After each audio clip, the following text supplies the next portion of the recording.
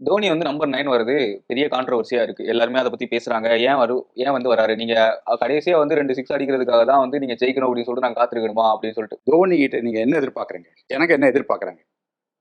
இல்ல ஜனங்க ஜனங்க வந்து நான் சொல்லட்டுமா? ஆ. தர்சனம்.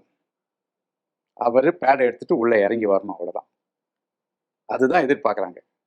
அதனால என்னாச்சு, அஸ்வின் ஜடேஜா விளையாண்டாங்க, 2 பேரும் சீக்கிரம் அவுட் ஆகுங்க, தோனி வரட்டும் அப்படின்றாங்க. இது வந்து நாட் ஹெல்த்தி.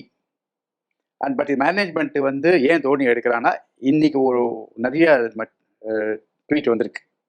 என்னன்னாக்கா கேட் கலெக்ஷனுக்காக எடுக்கிறாங்கன்ட்டு ஒரு நிறைய பேர் பேசுறாங்க. நான் I don't agree with that. ஏன்னா தோனி வந்து still good. In my opinion Dhoni is still good as a wicket keeper.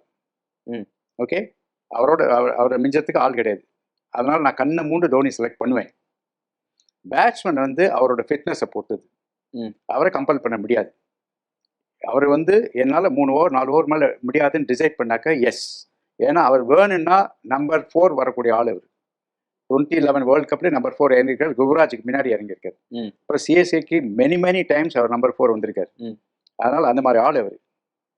அவருக்கு ஏதோ ப்ராப்ளம் இருக்குது, ஃபிட்னஸ் ப்ராப்ளம் இருக்குது. எஸ்பெஷலி பேட்டிங் ரன் ஓட முடியாது, ஏதோ இருக்குது அவர். அதனால அவர் வரல.